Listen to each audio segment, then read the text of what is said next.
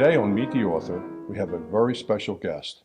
We've been invited to Ardrossan by the author of the book, David Nelson Wren. I'm always fascinated about who built the big house. Well, the house was designed in 1911 by Horace Trumbauer, who was an architect really loved by society for his grand houses. He designed White Marsh Hall in Philadelphia, several of the houses in Newport, and so it was a given that the Montgomerys would engage him to build their home. The house interior rooms on the first floor here were all done by White Alum, and White Alum was a British design firm, and they had an office in New York City. And White Alum designed the first floor rooms at the Henry Clay Frick House, which is now the Frick Museum in New York. They were also known for some of the rooms at Buckingham Palace. However, the Montgomerys wanted everything with a quality unsurpassed, but as plain and simple as could be. They did not want anything gilded or grandiose in any way. They wanted a typical English country home in the Philadelphia suburbs. The same people who built the Capitol building in Harrisburg worked on this house. Some of the furniture is our family heirlooms, but a lot of this furniture came through White Alum. The sofa in which you're sitting on was made by White Alum and shipped here, just the frame, and then covered once it passed through customs. Colonel Montgomery had a great lineage, but he was not from tremendous wealth. He was a very intellectual man, and very good with money. He and Mrs. Montgomery, she was Charlotte Hope Benny Tyler, shared a mutual great-grandfather in Horace Benny, so they were second cousins. And the Tylers always had amassed great wealth, and but when the Colonel married Miss Tyler, he started a brokerage firm, his own brokerage firm, and within 10 years of starting the firm, it was a huge success, and he had a seat on the New York Stock Exchange. Your book it's brilliant. It's a book that satisfies someone with architectural tastes, with historical tastes. It's probably the best coffee table book I've ever put in my house. Where did you get all the passion to write that book? Well, I think that a person has to fall in love. I was here in the house many times before the idea of a book came about, and I always marveled at the house. I was the one guest that they had that gawked at everything. I just thought it was a splendid place. And in 1997, Robert Montgomery Scott, who was at the time living in an apartment on the third floor here, invited friends over to watch the Belmont Stakes and on television. And during the afternoon, the idea of the book came about, and he was not too keen on a book because I don't think initially he understood what we would include and what we wouldn't include. And it was actually Walter Annenberg, who was among the guests, who encouraged him to pursue the idea of a book with me. And when we started it, it was strictly a decorative arts book and an architecture book. We were only discussing how the house was made and built and decorated. And then after Bob's death, I was encouraged by members of the family to keep pursuing it, and that's when Bob's cousin Joan Mackey championed the project and said that she really wanted the book finished, but it also had to be about the family, because obviously a house is, it sounds very trite, but a house is a home only because of the people that live in it. So I was then given access to the family archive and read their letters and diaries and journals, and really fell in love with the people themselves, although not still here with us on the earth, but the people that I wrote about in the book, I really became fascinated with their lives. So it became a love affair, quite simply, you know? And so I was compelled along by that passion. The Montgomerys were always interested in genealogy and in their ancestry. Mrs. Montgomery's aunt, Helen Beach Tyler, was a genealogist first rate. Like any English country house with family portraiture, they became interested in collecting it. And so it was an interesting fact that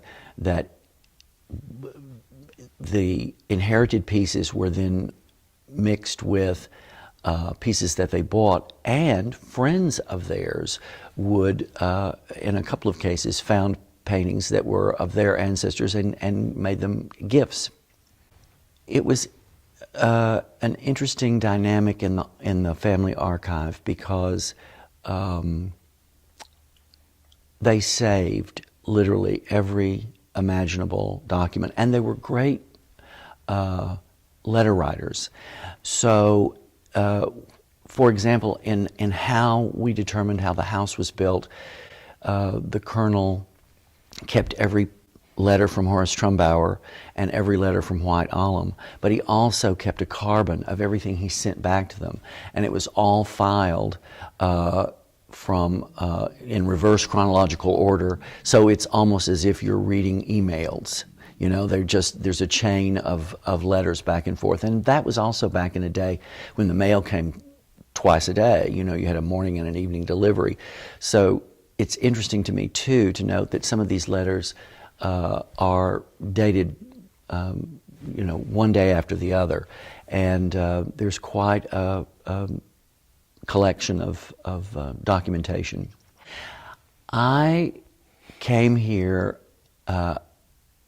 pretty much at first light and stayed until dusk in a former linen room on the third floor and read all of it. It took several years because all of the correspondence from their business dealings with Andrew Carnegie, right down to letters back and forth between the Scotts and Katharine Hepburn regarding the Philadelphia story. All of that is retained by the family. The Philadelphia story is, of course, fiction, but Philip Barry was a friend of Edgar Scott's. They met. Philip Barry, funny story, when Hope Scott and I talked about the Philadelphia story, she said that her husband knew Philip Barry because they were roommates in college. And then I started working on the book, which was, of course, after her death, and I've discovered that Philip Barry went to Yale and Edgar went to Harvard. So I laugh at that story still, because how can you possibly be roommates and go to two separate universities? But there was a summer playwriting class at Harvard, and Philip Barry went to Harvard for the summer to study playwriting, and that's where he and Edgar met. So, you know, writers write about what they know or should, and so Philip Barry was entertained here many, many times. He loved Miss Tyler, Mrs. Montgomery's aunt, and all of the family, and he based his play on this house. A lot of the play takes place on the terrace, as it does also in the film. I like to think that the terrace and the whole house was really what he had in mind. If you see the play or read the play, it's very specific. It talks about Radnor, it talks about Bryn Mawr College, it talks about, there's a lot of references that people would know locally. But when the play was turned into a film, it was made much more generic, and all of that was eliminated. I would be willing to bet that they must have had grand parties here. The house really was built for parties. It really lends itself to parties, and the Montgomerys hosted many, many parties here. You mentioned the Elkins. Sidney Tyler remarried Ida Elkins. So the Elkins were actually then related to the Montgomerys through his marriage. And yes, they were all entertained here, and the Montgomerys were entertained at their homes. Linwood Hall and where the Wideners lived, and they shared mutual friends and entertained mutual friends. And one of the stories in the book was about Mary Garden, who was a Scottish opera singer, and she was friends of both families. She stayed at Linwood Hall, but she came over to Ardrossan during her visits to see the Montgomerys. And the Montgomerys also were very social with their children, in the sense that the house hosted many debutante balls. Mrs. Montgomery, after the Colonel died, gave coming out parties for all of her granddaughters here. And of course, wedding receptions. And the house has actually been the scene of several funerals. Both Colonel and Mrs. Montgomery's funerals were here in this house. So it's, as was Sidney Tyler's funeral.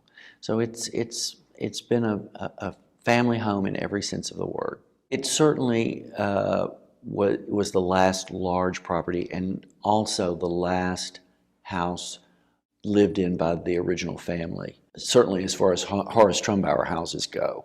You know, it needed to be documented in a book. The Gold Coast, I suppose, on Long Island would be considered like the main line, but it's its own very unique place. There's a great story about, whether it's true or not, I don't know, but a Philadelphia debutante being presented to Queen Mary. And of course, Queen Elizabeth put an end to all of the debutante presentations, but for years, debutantes and young married women were presented at court. And one of the Philadelphia debutantes is supposed to have come up from her curtsy to the Queen, and the Queen asked, "And where do you come from, my dear?" And to which the young woman replied, "Why, the main line, Your Majesty," as if it was its own principality, you know. So not Philadelphia, not Pennsylvania, but, oh, the main line. So in that day and age, I think, too, it was its heyday, its glory days, and it became part of our pop culture in the sense that Hollywood went crazy for the main line, not just because of the Philadelphia story, but the Young Philadelphians, Kitty Foyle, which won the Oscar for Ginger Rogers the same year that Philadelphia Story came out. All of those films glamorize the main line. So it's forefront in our culture. The Montgomerys were known for their prize herd of Ayrshires and their dairy production here. And, you know, when you think of Ardrossan, you have to think of cows. The family dairy business stopped its own milk routes in the 1950s and started selling the milk to Wawa. So if you drank Wawa milk in the late 50s and 60s and into the 70s, you may very well have been drinking Ardrossan milk. Blue blood milk. That's right. How many in service, I don't want to use the word servants, in service people, folks work here? There were 12 live-in, but others that lived on the property included 3 chauffeurs. The Colonel would buy 3 cars exactly alike. One for himself, one for Mrs. Montgomery, and one for Miss Tyler. And they did not share chauffeurs. They had 3 chauffeurs, each for their own and automobile. And then, of course, the Colonel had a valet, and both Mrs. Montgomery and Miss Tyler had ladies' maids. So they lived here in the house. And there was, of course, a full-time butler.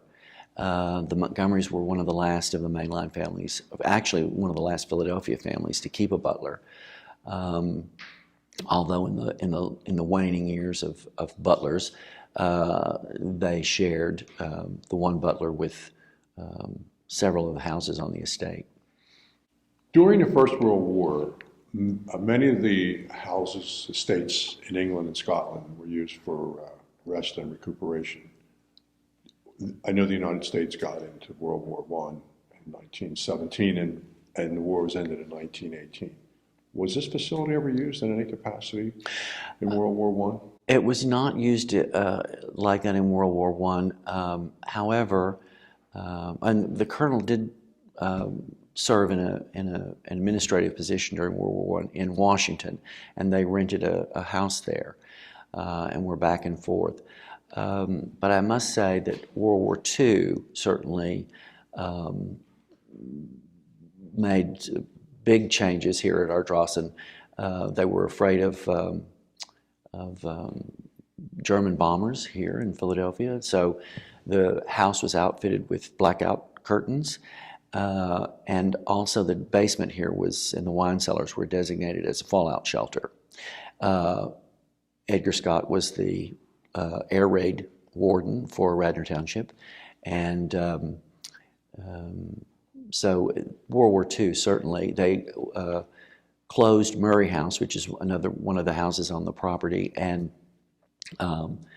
Alexander Montgomery's family moved into the third floor, and also the branch of the family in England came over for a time to avoid the Blitz over there and lived in this house.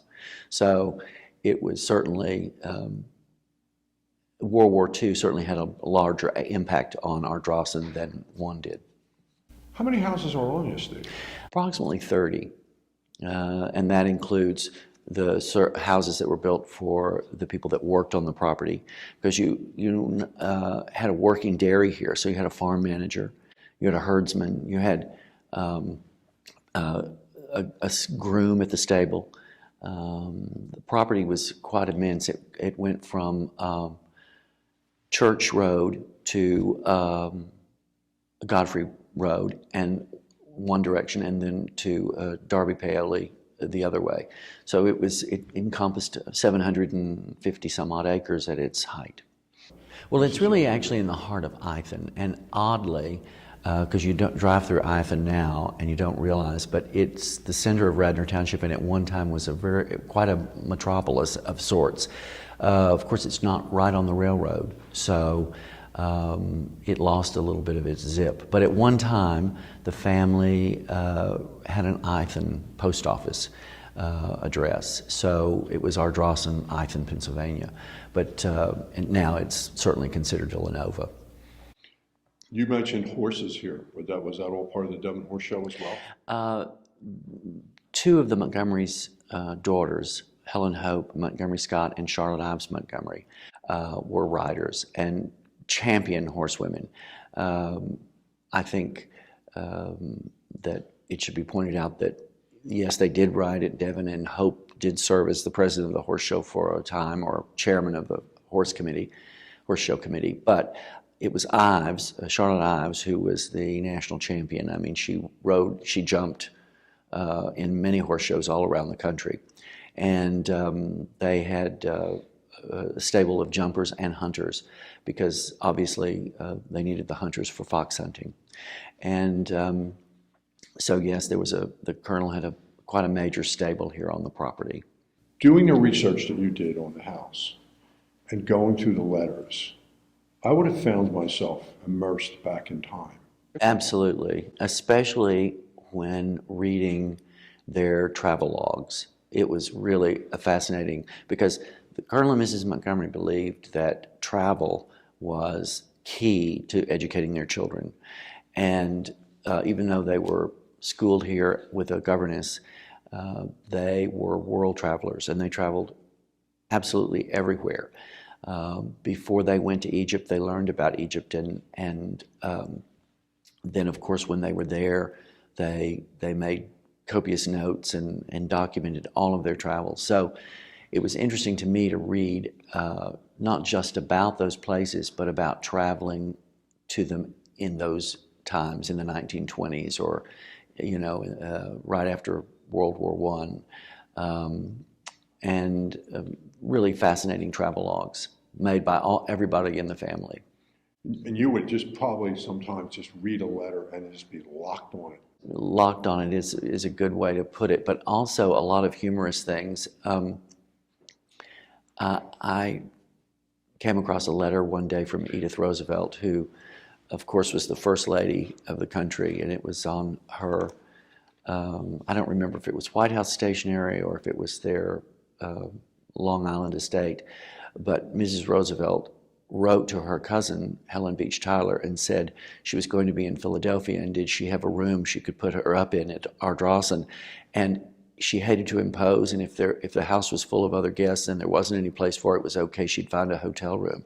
And I just thought it amusing because it was coming from the first lady, you know, a former first lady of the nation, that if you could please find a room to put me up in at Ardrossan, I would appreciate it.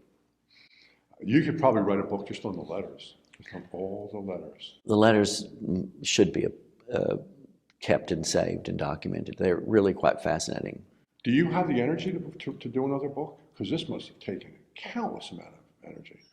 I'm thinking about other projects now. Mm-hmm. How is it that Ardrossan has been able to last so long? That's actually really simple to answer. Colonel and Mrs. Montgomery were very shrewd about preserving their family home, and they put it in trust.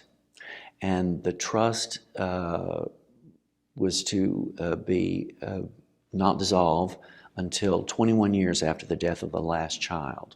So the estate was in trust for those children and their families all those years. And so there was no possibility of it being carved up. You researched countless hours.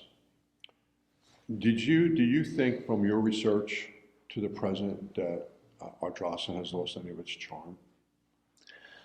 It hasn't lost any of its charm for me, but it certainly is evolving. It's no longer the massive estate that it once was. But of course, that's happening everywhere. You know, we need more property for development, and certainly, you know, our world is expanding, and people don't live in a grand fashion like this anymore with 12 live-in servants. I mean, it's just not the way people live. We live less formally, but it still has charm to me. It's a very enchanting place. What would you like your readers to experience that read your book? There are a lot of glorious things that happened here, but also it's a family that went through war and went through the Great Depression.